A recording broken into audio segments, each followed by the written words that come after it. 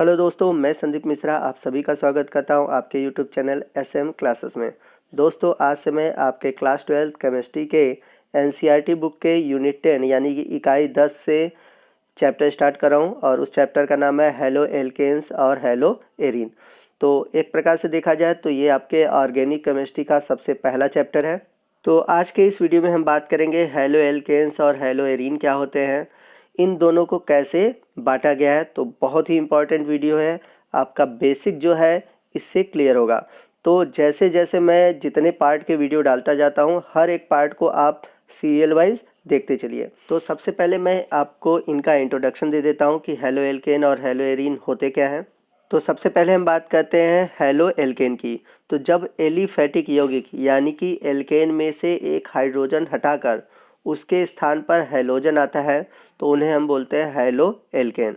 परंतु जब एरोमेटिक यौगिक यानी कि बेंजीन में अगर हाइड्रोजन के स्थान पर हैलोजन आता है तो उसे हम बोलते हैं हेलो एरीन।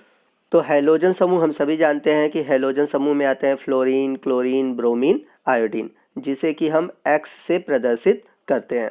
तो यहाँ पर आप याद रखिएगा कि जब हैलोजन समूह एल्केन से जुड़ते हैं तो उन्हें हम बोलते हैं हेलो एल्केन, और जब एरोमेटिक कंपाउंड से जुड़ते हैं यानी कि बेंजीन रिंग से जुड़ते हैं तो उन्हें हम बोलते हैं हेलो एरीन। तो आइए मैं आपको समझाता हूँ कि कैसे हेलो एल्केन का निर्माण होता है। तो जब हम एल्केन में से क्या करते हैं कि हाइड्रोजन परमाणु को विस्थापित करते हैं यानी कि हाइड्रोजन को निकाल देते हैं और उसकी जगह हैलोजन समूह को जोड़ते हैं। तो जब हम एल्केन से हाइड्रोजन निकालते हैं और हैलोजन को जोड़ते हैं तो हमारा जो उत्पाद बनता है उसे हम बोलते हैं हेलो एल्केन्स।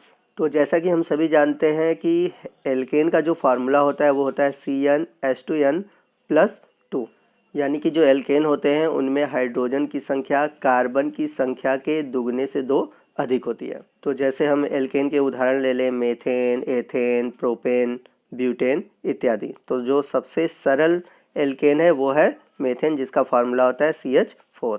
तो जैसे हम लोगों ने ले लिया CH4 यानी कि मेथेन, अब हम क्या करेंगे उसके एक हाइड्रोजन को हटा दें और उसके स्थान पर कोई हैलोजन परमाणु जोड़ दें।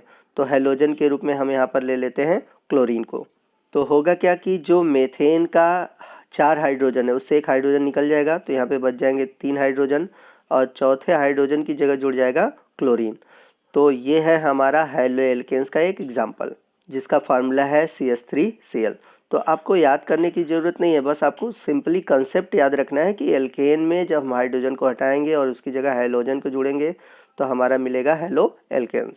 तो CH3Cl का जो IPSC नाम है वो है क्लोरोमेथेन, और जो सामान्य नाम है यानी कि जो कॉमन नेम है वो है मेथिल क्लोराइड। तो इनका नामकरण कैसे किया जाता है तो आगे मैं आपको वीडियो में बताऊँगा। वही चैप्टर का हमारा दूसरा पार्ट है हेलो एरीन्स। तो हेलो एरीन्स क्या होते हैं आइए समझते हैं। तो जब हम बेंजीन यानी कि जैसे कि यहाँ पर एल्केन लिए थे, यहाँ पर हम क्या लेंगे बेंजीन। अब जब हम बेंजीन से हाइड्रोजन को निकाल कर उसके स्थान पर हैलोजन समूह को जोड़ते हैं तो उन्हें हम बोलते हैं हेलो एरीन। तो बेंजीन का फार्मूला हम सभी जानते हैं होता है C6H6।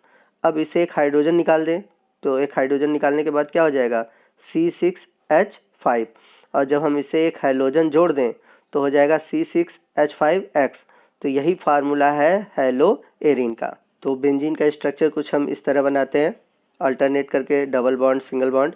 अब इस बेंजीन से हम क्या करेंगे एक हाइड्रोजन को कम कर देंगे। तो जब हम एक हाइड्रोजन को कम करके उसके स्थान पर क्या जोड़ दें हैलोजन समूह यानी कि फ्लोरीन, क्लोरीन, ब्रोमीन, आयोडीन में से कोई भी समूह, तो ऐसे यौगिक को हम बोलेंगे हेलो एरीन। तो यहाँ पर आप क्लोरोबेंजीन का स्ट्रक्चर देख रहे हैं क्योंकि यहाँ पर बेंजीन से कौन जुड़ा हुआ है क्लोरीन। तो जैसा कि हम सभी जानते हैं कि जो बेंजीन है, बेंजीन में हाइड्रोजन जो होता है सभी स्थान पर पाया जाता है। जैसे एक यहाँ पर हो गया, ठीक है, एक यहाँ पर हो गया।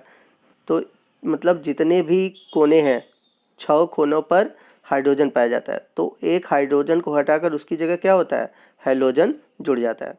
तो बेंजीन के हेलो व्युत्पन्न को हम बोलेंगे हेलो एरीन, और एल्केन के हैलोजन व्युत्पन्न को हम बोलेंगे हेलो एल्केन। आई होप आपको समझ में आ गया होगा कि हेलो एल्केन क्या होते हैं, हेलो एरीन क्या होते हैं। तो एक प्रकार से देखा जाए हेलो एल्केन और हेलो एरीन दोनों अलग अलग टॉपिक है, ठीक है, बट आपके बुक में एक ही में मेंशन है और आपके बोर्ड के एग्ज़ाम में इससे 4 नंबर के क्वेश्चन पूछे जाते हैं। तो अगर हम इन दोनों का कंपेयर करें यानी कि हेलो एल्केन और हेलो एरीन को कंपेयर करें तो जो हेलो एल्केन है ये बहुत ज़्यादा रिएक्टिव होते हैं यानी कि बहुत अधिक अभिक्रियाशील होते हैं, जबकि जो हेलो एरीन है वो कम अभिक्रियाशील होते हैं। तो हेलो एल्केन क्यों अधिक अभिक्रियाशील होते हैं, हेलो एरीन कम अभिक्रियाशील क्यों होते हैं, तो ये सब चीज़ें हम आगे वीडियो में जानेंगे। अभी हमें ये जानना है कि हेलो एल्केन क्या होते हैं और हेलो एरीन क्या होते हैं। तो आइए चलते हैं अगले टॉपिक की ओर और हमारा अगला टॉपिक है हेलो एल्केन और हेलो एरीन का वर्गीकरण। तो हैलोजन परमाणुओं की संख्या एवं कार्बन और हैलोजन के बीच बंध के प्रकृति के आधार पर इन्हें 2 वर्गों में बांटा गया। तो पहला आधार है हैलोजन परमाणुओं की संख्या के आधार पर और दूसरा आधार है कार्बन हैलोजन आबंध की प्रकृति के आधार पर। तो सबसे पहले हम बात करते हैं हैलोजन परमाणुओं की संख्या के आधार पर। तो इस आधार पर हम देखेंगे कि हैलोजनों की संख्या 1, 2 या 3 हो तो यदि हैलोजन की संख्या 1 है तो उसे हम बोलेंगे मोनो हैलो एल्केन, अगर 2 है तो डाई हैलो एल्केन, यदि हैलोजन की संख्या 3 है तो ट्राई हैलोजन एल्केन और यदि 3 से अधिक है तो पॉली हैलोजन एल्केन के ग्रुप में रखा जाता है। तो हैलोजन परमाणु की संख्या के आधार पर ये mono halo alkane, di halo alkane और ट्राई हैलो एल्केन होते हैं। तो सबसे पहले हम बात करते हैं मोनो हैलो एल्केन की। तो जब हम एल्केन से एक हाइड्रोजन निकालकर एक हैलोजन परमाणु जोड़ते हैं तो उसे हम बोलते हैं मोनो हैलो एल्केन। जैसे एग्जाम्पल के रूप में लें C2H5X, तो यहाँ पर हमने क्या किया, C2H6 यानी कि एथेन से एक हाइड्रोजन हटा दिया और एक हाइड्रोजन हटाकर X को रख दिया, यानी कि X की जगह हम फ्लोरीन, क्लोरीन, ब्रोमीन, आयोडीन किसी को भी रख सकते हैं, यानी कि कोई भी हैलोजन समूह रख सकते हैं। तो यहाँ पर आप देख रहे हैं कि एल्केन से जुड़ा हुआ सिर्फ एक ही हैलोजन परमाणु है, इसलिए इसे हम बोलेंगे मोनो हैलो एल्केन। वही हम बात करें डाई हैलो एल्केन में, तो इसमें क्या होगा कि एल्केन परमाणु में 2 हैलोजन समूह जुड़े होंगे। जैसे एग्जाम्पल के रूप में अगर हम लें तो मान लेते हैं कि इस कार्बन परमाणु से एक हैलोजन परमाणु जुड़ा हुआ है और दूसरे कार्बन परमाणु से दूसरा हैलोजन परमाणु जुड़ा हुआ है और इन 2 कार्बन को हम आपस में जोड़ दें। और हम सभी जानते हैं कि कार्बन की जो संयोजकता होती है वो 4 होती है। तो जब कभी भी आप कार्बन की वैलेंसी देखेंगे तो वो 4 होगी। तो यहाँ पर अगर हम देखें कार्बन, इस वाले कार्बन को, तो इस वाले कार्बन में आप देख रहे हैं इसकी वैलेंसी 2 हुई है, एक यहाँ एक यहाँ। तो इसमें हम 2 हाइड्रोजन जोड़ देंगे तो इसकी वैलेंसी कंप्लीट हो जाएगी। तो यहाँ पर इस कार्बन के साथ हम 2 हाइड्रोजन को जोड़ देंगे, ठीक है, तो इस तरह इसकी वैलेंसी कंप्लीट हो जाएगी। वहीं हम बात करें नीचे वाले कार्बन की, तो नीचे वाले कार्बन में आप देख रहे हैं कि इसकी भी वैलेंसी क्या है, 2 है। तो जब इसकी भी वैलेंसी 2 है तो इसको कंप्लीट करने के लिए हमें क्या करना होगा, 2 हाइड्रोजन जोड़ना होगा, क्योंकि कोई भी कार्बन हो उसकी वैलेंसी तो 4 होगी ही। तो यहाँ पर भी हम क्या करेंगे, 2 हाइड्रोजन जोड़ देंगे तो इसकी भी वैलेंसी कंप्लीट हो जाएगी। तो जितने भी डाई हैलोजन एल्केन होंगे उनमें 2 हैलोजन ग्रुप होंगे। तो यहाँ पर X क्या है, कुछ भी हो सकता है, फ्लोरीन, क्लोरीन, ब्रोमीन, आयोडीन। तो जितने भी डाई हैलो एल्केन होंगे उनमें 2 हैलोजन ग्रुप होगा, जबकि आपने देखा कि मोनो हैलो एल्केन में केवल 1 हैलोजन ग्रुप था। तो बात करते हैं हम ट्राई हैलो एल्केन की। तो ट्राई हैलो एल्केन क्या होंगे, तो नाम से ही क्लियर है कि इनमें 3 हैलोजन समूह होंगे। तो यदि हम एग्जाम्पल के रूप में लें तो यहाँ पर हम 3 कार्बन परमाणु ले लेते हैं, ठीक है, और इनके साथ 3 हैलोजन ग्रुप को जोड़ देते हैं। हर कार्बन पे 1 हैलोजन ग्रुप जुड़ जाएगा, ठीक है। अब सभी कार्बन को आपस में जोड़ दें हम, क्योंकि सभी आपस में जुड़े होने चाहिए। अब वैलेंसी देखते हैं, तो जो सबसे ऊपर की ओर कार्बन है तो इसकी संयोजकता आप देख रहे हैं कि यहाँ से पूरी हो गई, एक यहाँ से पूरी हो गई, तो इसमें 2 हाइड्रोजन जोड़ देंगे, ठीक है, तो यहाँ पे लिख देंगे H2। चलते हैं नीचे वाले कार्बन की ओर, तो नीचे वाले कार्बन की देखें तो 3 संयोजकता पूरी हो गई है, एक ऊपर की ओर, एक आप X से देख रहे हैं और एक नीचे की ओर। तो 3 जब कंप्लीट हो गया तो यहाँ पर सिर्फ एक ही रह गया संयोजकता, तो यहाँ पर सिर्फ एक ही हाइड्रोजन हम ऐड करेंगे।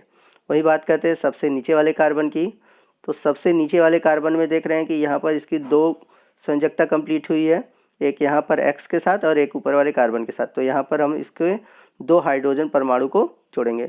तो इस तरह से देख रहे हैं ये हमें ट्राई हैलो एल्केन प्राप्त हुआ, क्योंकि यहाँ पर देख रहे हैं कि हैलोजन ग्रुप कितने हैं, 3 है। तो इस प्रकार ये जो यौगिक है यानी कि CH2X, CHX, CH2X, ये किसको प्रदर्शित कर रहा है, ये प्रदर्शित कर रहा है ट्राई हैलो एल्केन को। तो मोनो हेलो एल्केन में केवल एक X होगा यानी कि एक हैलोजन होगा, डाई हेलो एल्केन में 2 हैलोजन ग्रुप होंगे और ट्राई हेलो एल्केन में 3 हैलोजन ग्रुप होंगे। तो इन सभी फार्मूलों को आपको रटने की ज़रूरत नहीं है, आप इन्हें समझकर भी बना सकते हैं, बस आपका कंसेप्ट क्लियर होना चाहिए। अब हेलो एल्कीन की भांति अगर हम हेलो एरीन की भी बात करें तो हेलो एरीन भी 3 प्रकार के हो जाएंगे, यानी कि अगर एक हैलोजन ग्रुप होगा तो मोनो हेलो एरीन, 2 होगा तो डाई हेलो एरीन और 3 हैलोजन होगा तो ट्राई हेलो एरीन। तो जैसा कि आप देख रहे हैं कि हेलो एरीन में क्या होता है, बेंजीन रिंग से हैलोजन जुड़ते हैं। तो जब हम एक हैलोजन ग्रुप बेंजीन रिंग से जोड़ते हैं तो उसे हम बोलते हैं मोनो हेलो एरीन। अब यदि बेंजीन रिंग से अगर हम 2 हैलोजन ग्रुप जोड़ दें तो हमारा होगा डाई हेलो एरीन, और यदि हम 3 हैलोजन ग्रुप बेंजीन से जोड़ देंगे तो वो हो जाएगा हमारा ट्राई हेलो एरीन। तो इस प्रकार से हेलो एरीन हैलोजन परमाणु की संख्या के आधार पर 3 प्रकार से होंगे, मोनो, डाई और ट्राई, जैसा कि आप नीचे फिगर में देख सकते हैं। ये तो हो गया वर्गीकरण का पहला आधार। नेक्स्ट हम बात करते हैं वर्गीकरण के दूसरे आधार की। तो हमारा दूसरा आधार है कार्बन हैलोजन बंध की प्रकृति के आधार पर, यानी कि हेलो एल्केनों में किस प्रकार का हाइब्रिडाइजेशन हो रहा है, किस प्रकार का संकरण हो रहा है, उस आधार पर बांटेंगे। तो देखते हैं इस आधार पर कितने प्रकार के होते हैं। तो इस आधार पर इन्हें 3 वर्गों में बांटा गया है। पहला है sp3 संकरित कार्बन हैलोजन बंध वाले यौगिक, दूसरा है sp2 संकरित कार्बन हैलोजन बंध वाले यौगिक और तीसरा है sp संकरित कार्बन हैलोजन बंध वाले यौगिक। तो ये 3 प्रकार हैं। तो आइए एक एक करके हम तीनों के बारे में जानते हैं। तो आइए सबसे पहले हम बात करते हैं sp3CX आबंध। तो sp3CX आबंध में होता क्या है कि जो ये हैलोजन है, ये हैलोजन ऐसे कार्बन से जुड़ा होता है जिसका संकरण sp3 होता है, तो उसे हम बोलेंगे sp3CX आबंध। आइए मैं आपको डिटेल से समझाता हूँ। जैसा कि आप नीचे देख सकते हैं जो CX वाला बंध है, तो इसमें जो हैलोजन है कार्बन से जुड़ा हुआ है। तो ये जो हैलोजन जिस कार्बन से जुड़ा हुआ है उस कार्बन की जो संकरण है यदि sp3 है तो इस प्रकार के हैलोजन को हम बोलेंगे sp3CX आबंध। तो यदि एग्जाम्पल के रूप में लें तो sp3CX आबंध का उदाहरण है हेलो एल्केन, या फिर हम जिसे कह सकते हैं एल्किल हैलाइड, जिनका फार्मूला होता है RX। जो पीछे हम लोगों ने देखा था मोनो हैलाइड, वो क्या थे, हेलो एल्केन थे। तो हेलो एल्केन के बारे में आपने पीछे जाना। अब ये जो हेलो एल्केन है ये भी 3 प्रकार के होते हैं, यानी कि प्राथमिक, द्वितीयक और तृतीयक। प्राथमिक हेलो एल्केन को बोलते हैं 1 डिग्री, द्वितीयक को बोलते हैं 2 डिग्री और तृतीयक को बोलते हैं 3 डिग्री। तो प्राथमिक हेलो एल्केन या फिर 1 डिग्री हेलो एल्केन वे हेलो एल्केन होते हैं जिनमें की जो CX बॉन्ड है ये एक कार्बन वाले परमाणु से जुड़ा होता है। तो ऐसे हेलो एल्केन को हम बोलते हैं प्राथमिक या फिर 1 डिग्री हेलो एल्केन। जैसा कि आप देख सकते हैं कि यहाँ पे जो CX है वो बगल में एक एल्किल ग्रुप से जुड़ा हुआ है। एक एल्किल ग्रुप मतलब R।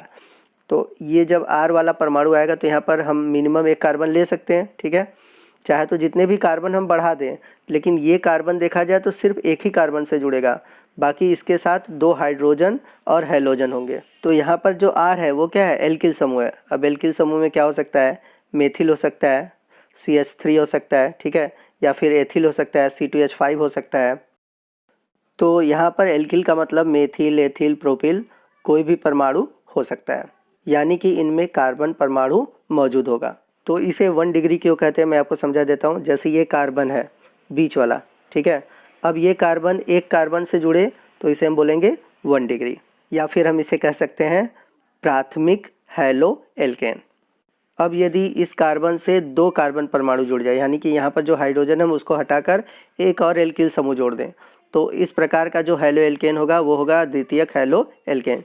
चूँकि ये कार्बन परमाणु 2 कार्बन परमाणु से जुड़ा है इसलिए इसे हम बोलेंगे 2 डिग्री हेलो एल्केन। तो यहाँ पर देख रहे हैं ये वाला जो कार्बन है ये 2 कार्बन परमाणु से जुड़ रहा है, तो इसलिए इसकी डिग्री क्या हो जाएगी, 2 डिग्री हो जाएगी। अब यदि यही कार्बन परमाणु 3 कार्बन परमाणु से जुड़े, यानी कि यहाँ पर जो एक हाइड्रोजन बचा हुआ है उसको भी हम हटा दें और उसकी जगह एक और एल्किल समूह जोड़ दें, तो इस तरह से जो हमें हेलो एल्केन प्राप्त होगा वो होगा तृतीयक हेलो एल्केन। तो यहाँ पर आप देख रहे हैं कि तीनों जो ग्रुप जुड़े हुए हैं कार्बन से सभी एल्किल ग्रुप हैं, यानी कि सभी कार्बन युक्त ग्रुप हैं। तो अगर जब भी कार्बन युक्त यौगिक जोड़ेंगे यानी कार्बन युक्त परमाणु जोड़ेंगे तो ये वाला कार्बन परमाणु 3 कार्बन परमाणु से जुड़ जाएगा, इसलिए इसे हम बोलेंगे तृतीयक हैलो एल्केन। और आप देखेंगे कि ये जो कार्बन परमाणु है 3 से जुड़ा है तो इसकी डिग्री क्या होगी, 3 डिग्री होगी। तो इस प्रकार हम देखें जो हमारे हैलो एल्केन या फिर एल्किल हैलाइड होते हैं वो 3 प्रकार के होते हैं, प्राथमिक, द्वितीयक और तृतीयक। तो यदि हम प्राथमिक हैलो एल्केन को फार्मूले के रूप में लिखें तो इसको हम लिख सकते हैं RCH2X। तो यदि ऐसा फार्मूला है तो ये प्राथमिक है। अब यदि हम एक R यहाँ बढ़ा दें और एक हाइड्रोजन कम कर दें तो हमारा जो फार्मूला बनेगा वो बनेगा द्वितीयक हैलो एल्केन, जिसका फार्मूला होगा R2CHX। और यदि तृतीयक बनाना है तो एक और R बढ़ा देंगे और हाइड्रोजन घटा देंगे तो हमारा फार्मूला बनेगा R3CX। तो ये हो गया हमारा तृतीयक हैलो एल्केन। तो इस प्रकार से ये हो गया प्राथमिक, द्वितीयक और तृतीयक एल्किल हैलाइड, और इसे सरल रूप में हम इस प्रकार से लिख सकते हैं। तो इस प्रकार हम देखेंगे प्राथमिक, द्वितीयक और तृतीयक तीनों में आपके sp3 संकरण है। तो ये हमें कैसे पता चलेगा कि sp3 संकरण है, तो संकरण देखने के लिए हमें नियम पता होना चाहिए। मैं आपको बता देता हूँ कि कैसे हमें पता चलेगा कि कोई संकरण है, यानी कि sp3 है, sp2 है या फिर sp है। तो हाइब्रिडाइजेशन के लिए एक फार्मूला होता है नंबर ऑफ सिग्मा बॉन्ड। तो ये याद रखिएगा कि ये जो फार्मूला यूज़ होगा सिर्फ कार्बनिक यौगिकों के लिए यूज़ होगा, यानी कि कार्बनिक यौगिकों का जो हाइब्रिडाइजेशन है हम इस फार्मूले से निकाल सकते हैं। तो इसमें हम देखेंगे कि कितने सिग्मा बॉन्ड हैं कार्बन पर, उसके आधार पर हम संकरण को निकालेंगे। ठीक है, तो आप इसको समझ लीजिए, क्योंकि अगर आप इसको समझ लेते हैं तो आसानी होगी। तो आप देख सकते हैं ये जो कार्बन है ये 4 एकल बंध से जुड़ा हुआ है, और ये 4 जो एकल बंध है हम सभी जानते हैं कि एकल बंध में यानी कि सिंगल बॉन्ड में 1 सिग्मा होता है। तो 4 सिंगल बॉन्ड है तो कितने सिग्मा होंगे, 4 सिग्मा होंगे। तो जब 4 सिग्मा बॉन्ड बन रहे हैं, यानी कि आप देख रहे हैं 1 2 3 और 4, तो जब 4 सिग्मा बॉन्ड बन रहे हैं तो यहाँ पर कितने हाइब्रिडाइजेशन होंगे, 4 हाइब्रिडाइजेशन होंगे, 4 संकरण होंगे। तो 4 जब संकरण होता है तो वहाँ पर कौन सा संकरण बनता है, sp3 संकरण बनता है। तो इसलिए यहाँ पर कौन सा संकरण होगा, sp3। आप द्वितीयक में भी देख सकते हैं कि 4 सिग्मा बॉन्ड है। ठीक है, 1 2 3 और ये 4, तो 4 सिग्मा बॉन्ड है तो कौन सा संकरण होगा, sp3 होगा। उसी तरह तृतीयक में भी देख सकते हैं कि 4 सिंगल बॉन्ड है तो 4 सिग्मा बॉन्ड बनेगा, तो 4 सिग्मा बॉन्ड है तो भी संकरण कौन सा होगा, sp3 संकरण होगा। तो याद रखिएगा चाहे प्राथमिक हो, द्वितीयक हो या तृतीयक हैलो एल्केन हो, इन सब में आपके sp3 संकरण होते हैं। आइए अब नेक्स्ट बात करते हैं इसके दूसरे प्रकार की। तो इसका दूसरा प्रकार है एलिलिक हैलाइड। तो ये देखते हैं कि इसकी डेफिनेशन क्या होगी। तो इसमें होता क्या है कि जो CX वाला बॉन्ड है, यानी कि ये जो हैलोजन वाला कार्बन है, ऐसे कार्बन परमाणु से जुड़े, यानी कि ये कार्बन परमाणु ऐसे कार्बन परमाणु से जुड़े जिसमें कि आपस में डबल बॉन्ड हो। तो ऐसे सूत्र वाले जो हैलाइड होते हैं उन्हें हम बोलते हैं एलिलिक हैलाइड। तो यहाँ पर हम लोगों ने इसका स्केलेटन बना लिया, स्ट्रक्चर बना लिया। अब यहाँ पर बैलेंस करने के लिए हाइड्रोजन जोड़ देते हैं। तो इस कार्बन पे आप देख रहे हैं कि ये 2 बॉन्ड से जुड़ा हुआ है, यानी कि आगे इसके डबल बॉन्ड है। और हम सभी जानते हैं कार्बन की वैलेंसी कितनी होती है, 4 होती है। तो ये ऑलरेडी 2 से जुड़ा हुआ है, तो यहाँ पे 2 हाइड्रोजन हम ऐड कर देंगे। इस कार्बन को देखते हैं, ये 3 बॉन्ड से जुड़ा है, 2 इधर और 1 इधर, तो 3 से जुड़ गया। तो इसकी वैलेंसी बस 1 बच जा रही है, तो यहाँ पर 1 हाइड्रोजन जोड़ेंगे। अब इस कार्बन की बात करें, ये देख रहे हैं कि इसके अगल बगल 1 सिंगल बॉन्ड है, मतलब ये 2 बैलेंस है, तो इसमें 2 और हाइड्रोजन जोड़ेंगे, 4 हो जाएगा। तो इस तरह से हम इसको बैलेंस कर सकते हैं। तो बस आपको इतना ध्यान रखना है कि जितनी संयोजकता कम पड़ रही है उतनी ही हाइड्रोजन आपको जोड़ देना है। तो इसकी परिभाषा क्या बनती है, जैसा कि मैंने आपको बताया, ऐसा एल्किल हैलाइड जिसका कि कार्बन ऐसे कार्बन परमाणु से जुड़ा हो जिनके बीच आपस में डबल बॉन्ड हो, तो उन्हें हम बोलेंगे एलिलिक हैलाइड। तो इसी सूत्र को आप ऐसे भी दिखा सकते हैं, double bond, single bond, CH2X। इसका मतलब है कि एक कार्बन यहाँ है और एक कार्बन यहाँ पर है, और यहाँ पर तो कार्बन हमने ऑलरेडी प्रदर्शित किया हुआ है। तो double bond, single bond, CH2X, तो ये पूरी जो चीज़ है, यानी कि ये जो पूरा फार्मूला है, इसको हम सरल रूप में इस प्रकार से प्रदर्शित कर सकते हैं। तो इसका एक और एग्जांपल लेते हैं। तो आप देख सकते हैं कि क्या यह एक एलिलिक हैलाइड है। तो जैसा कि एग्ज़ाम में आपसे पूछ दे कि क्या यह एलिलिक हैलाइड है, तो इसमें हम क्या करेंगे, परिभाषा लगाएंगे। तो परिभाषा क्या होगी कि जो CX वाला कार्बन है वो डबल बॉन्ड वाले कार्बन से जुड़ा होगा। तो यहाँ पर आप देख सकते हैं यहाँ पे कार्बन है, ठीक है।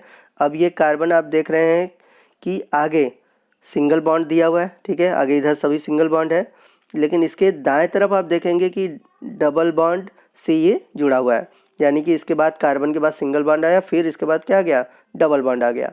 तो एक तरह से ये देखा जाए एलिलिक हैलाइड है। तो इस प्रकार से आप देख सकते हैं कि जो एलिलिक हैलाइड है वो खुली श्रृंखला और बंद श्रृंखला दोनों रूप में हो सकते हैं।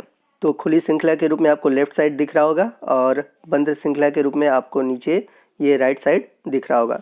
तो आप इन दोनों तरीके से एलिलिक हैलाइड को रिप्रेजेंट कर सकते हैं। आइए चलते हैं sp3CX आबंध के तीसरे प्रकार की ओर। तो तीसरा प्रकार है बेंजलिक हैलाइड। तो बेंजलिक हैलाइड क्या होता है, आइए समझते हैं। तो एल्किल हैलाइड का जो कार्बन है, यानी कि जो ये CX है, तो इसका जो कार्बन है जब ये किसी बेंजीन रिंग से जुड़ता है तो उसे हम बोलते हैं बेंजलिक हैलाइड। ध्यान दीजिएगा, जब कार्बन जुड़ता है तो उसको हम बेंजलिक हैलाइड बोलते हैं। बेंजीन से जब जुड़ेगा CX का जो कार्बन है तब उसको हम बोलेंगे बेंजलिक हैलाइड। लेकिन अगर यही हैलोजन डायरेक्ट बेंजीन रिंग से जुड़ जाता है तो उसे हम एरिल हैलाइड या फिर हैलो एरिन कहते हैं, जैसा कि पीछे हम लोगों ने देखा। आगे मैं इसके बारे में फिर से आपको समझाऊंगा। तो याद रखिएगा कि एल्किल हैलाइड का जो कार्बन है जब बेंजीन रिंग से जुड़ता है तो उसे हम बोलते हैं बेंजलिक हैलाइड। तो यहाँ पर आपने देखा कि जितने भी कार्बन परमाणु थे सभी में sp3 संकरण था। आपको यहाँ पर भी मैं समझा देता हूँ कि कैसे यहाँ पर sp3 संकरण है। तो ये वाला जो कार्बन है यहाँ पर आप देख रहे हैं 2 हाइड्रोजन है, यानी कि हम इसको ऐसे भी बना सकते हैं, 2 हाइड्रोजन को लिख सकते हैं। तो आप देखेंगे यहाँ पर 4 सिग्मा बॉन्ड बनेगा, ठीक है, एक हाइड्रोजन के साथ, 2 हाइड्रोजन के साथ, और एक जो बॉन्ड है वो किससे जुड़ गया, बेंजीन से जुड़ गया। तो यहाँ पर भी आपको 4 सिग्मा बॉन्ड दिख रहा है। तो 4 सिग्मा बॉन्ड यानी कि 4 सिंगल बॉन्ड। 4 सिंगल बॉन्ड का मतलब मैंने आपको क्या बताया था, 4 सिग्मा बॉन्ड। तो यहाँ पर 4 सिग्मा बॉन्ड बने, और जब 4 सिग्मा बॉन्ड बना तो इसका मतलब क्या हुआ कि यहाँ पर आपके 4 हाइब्रिडाइजेशन है, और 4 हाइब्रिडाइजेशन का मतलब हुआ sp3 संकरण। एलिलिक हैलाइड के कार्बन को आप देखेंगे तो यहाँ पर भी आपको sp3 संकरण दिखाई देगा। तो इस प्रकार से sp3CX आबंध युक्त जो एल्किल हैलाइड होते हैं उन्हें हम 3 भागों में बांटते हैं। पहला है हेलो एल्केन या फिर एल्किल हैलाइड, दूसरा है एलिलिक हैलाइड, और तीसरा है बेंजलिक हैलाइड। आइए नेक्स्ट हम बात करते हैं दूसरे प्रकार की, जो कि है sp2CX आबंध। तो इसमें होता क्या है कि जो हैलोजन है वो ऐसे कार्बन से जुड़ा होता है जिसकी संकरण sp2 होती है, तो उसे हम बोलते हैं sp2CX आबंध वाले हेलो एल्केन। तो इसके भी 2 प्रकार होते हैं, पहला है वाइनिलिक हैलाइड और दूसरा है एरिल हैलाइड। तो इसके पहले हम लोगों ने एलिलिक हैलाइड पढ़ा था। तो एलिलिक हैलाइड और वाइनिलिक हैलाइड में थोड़ा सा डिफरेंस है, पहले ये हम उसको समझते हैं। तो वाइनिलिक हैलाइड क्या होते हैं, जैसा कि हम लोग देखें कि हैलोजन कार्बन से जुड़ा हुआ है, तो ये जो कार्बन है ये क्या करे, डबल बॉन्ड बनाए, यानी कि डबल बॉन्ड बनाकर किसी दूसरे कार्बन परमाणु से जुड़े, तो इस प्रकार के हैलाइड को हम बोलेंगे वाइनिलिक हैलाइड। तो कार्बन को हम बैलेंस कर देते हैं, तो यहाँ पर 2 हाइड्रोजन लिख लेते हैं, ठीक है, क्योंकि यहाँ पर डबल बॉन्ड है, और ये वाला कार्बन 3 बॉन्ड से जुड़ा है तो यहाँ पर जोड़ेंगे CH। तो वाइनिलिक हैलाइड में क्या होता है कि जो कार्बन है हैलोजन वाला वो डायरेक्ट डबल बॉन्ड बनाता है, जबकि आप एलिलिक हैलाइड है, थोड़ा सा इन दोनों में कन्फ्यूज़न होता है। तो एलिलिक हैलाइड में क्या था कि ये जो कार्बन था वो ऐसे कार्बन से जुड़ा हुआ था कि वो आपस में डबल बॉन्ड बनाते हैं। तो ये चीज़ आप ध्यान दीजिएगा। और यदि इसे आप बॉन्ड ऑर्डर के फॉर्म में दिखाएंगे तो ये कुछ इस तरह से प्राप्त होगा, यानी कि double bond, single bond, X। तो यहाँ पर जो है, यहाँ पर 2 कार्बन है, तो यहाँ पर एक कार्बन है CH2 और यहाँ पर जो कार्बन है CH है। तो ये वाला फार्मूला और ये वाला फार्मूला दोनों सेम चीज़ है। अब यदि रिंग वाले एग्जाम्पल को लें तो रिंग के फॉर्म में आप देख सकते हैं।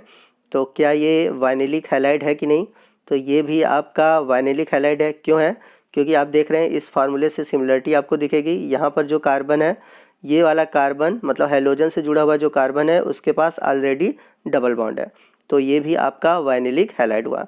तो इसमें भी आपके ओपन चेन और क्लोज चेन में बना सकते हैं। तो इसमें कंफ्यूज मत होइएगा कि आपके दिमाग में हो कि केवल खुली श्रृंखला वाले ही वाइनिलिक हैलाइड होते हैं, क्लोज्ड वाले भी वाइनिलिक हैलाइड होते हैं।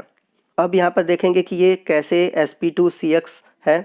तो ये वाला जो कार्बन है, अब इस वाले कार्बन पर देखेंगे कितने सिग्मा बॉन्ड है, तो एक सिग्मा बॉन्ड ये हो गया। और हम सभी जानते हैं कि जो डबल बॉन्ड होता है, डबल बॉन्ड में एक सिग्मा एक पाई होता है, ठीक है ना, डबल बॉन्ड में एक सिग्मा एक पाई होता है। तो इस प्रकार देखें इस वाले कार्बन में एक सिग्मा यहाँ हो गया, ठीक है, एक सिग्मा यहाँ हो गया, और तीसरा वाला जो सिग्मा होगा जो कार्बन इस हाइड्रोजन से जुड़ा हुआ है यहाँ पर भी तो एक सिग्मा बनेगा, ठीक है ना, यानी कि कार्बन हाइड्रोजन के भी सिग्मा बॉन्ड बनेगा। तो यहाँ पर कुल सिग्मा कितने हैं, 3 है। तो जब 3 सिग्मा होता है तो वहाँ पर संकरण कौन सा होता है, 3 संकरण होता है, यानी कि संकरण कितना बनता है, 3 बनता है। तो ऐसा क्या कहलाता है, sp2। अब यदि हम बात करें इसके दूसरे प्रकार की, तो इसका दूसरा प्रकार है एरिल हैलाइड। तो एरिल हैलाइड क्या होता है, एरिल हैलाइड में जो बेंजीन होता है वो डायरेक्ट हैलोजन ग्रुप से जुड़ा होता है, यानी कि हैलोजन जो होता है डायरेक्ट बेंजीन रिंग से जुड़ा होता है, तो उसे हम बोलते हैं एरिल हैलाइड। और एक बात याद रखिएगा, जितने भी बेंजीन रिंग होते हैं उसका संकरण होता है sp2। तो यहाँ पर जो हैलोजन जुड़ा हुआ है वो sp2 से जुड़ा हुआ है, ठीक है। और अभी आगे हम लोग पढ़ेंगे हैलो एरीन, यानी कि हमारा जो चैप्टर था हैलो एल्केन या हैलो एरीन, तो हैलो एरीन वाला जो पोर्शन है उसे हम एरिल हैलाइड भी कहते हैं। तो याद रखिएगा एरिल हैलाइड को हम हैलो एरीन भी कहते हैं। तो ये भी पार्ट आपको पढ़ना है। आइए नेक्स्ट हम बात करते हैं अगले यानी कि आखिरी तीसरे प्रकार की, जो कि है sp(CX) आबंध। तो इसमें क्या होता है कि ये जो हैलोजन है जिस कार्बन से जुड़ा हुआ है उसका संकरण होना चाहिए sp।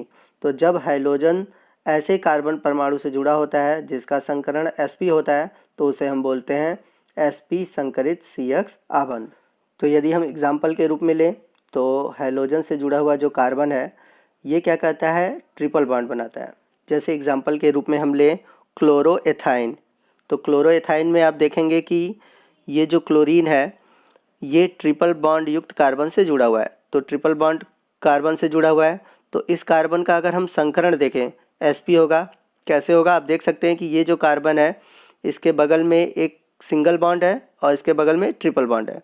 तो ट्रिपल बॉन्ड में हम सभी जानते हैं कि एक सिग्मा और 2 पाई होता है, और इधर जब आपका एकल बंध है तो यहाँ पर एक सिग्मा हो गया, तो टोटल यहाँ पर इसके 2 सिग्मा हुए। तो 2 सिग्मा हुए तो मतलब संकरण कितना हुआ, 2 संकरण हुआ, और 2 संकरण हुआ तो मतलब क्या हुआ, sp हुआ। तो इसलिए इसे हम बोलते हैं sp संकरित कार्बन हैलोजन बंध। तो दोस्तों ये था हमारा आज का टॉपिक, और आज के इस टॉपिक में हम लोगों ने डिस्कस किया हैलो एल्केन और हैलो एरीन के बारे में, और हम लोगों ने इसके वर्गीकरण के बारे में डिटेल से जाना। तो आपको वीडियो कैसा लगा आप कमेंट करके ज़रूर बताइएगा। अगर वीडियो से रिलेटेड या किसी भी पॉइंट से रिलेटेड आपको कोई भी डाउट हो तो आप कमेंट करके हमें बता सकते हैं, मैं ज़रूर उसका रिप्लाई करूँगा। और यदि आपके कोई भी सुझाव है तो आप हमें कमेंट में बता सकते हैं। अगर वीडियो अच्छा लगा हो तो वीडियो को ज़रूर लाइक कीजिएगा और अपने दोस्तों में इसे शेयर करना मत भूलिएगा। तो मिलते हैं अगले वीडियो में अगले टॉपिक के साथ, तब तक के लिए जय हिंद, जय भारत।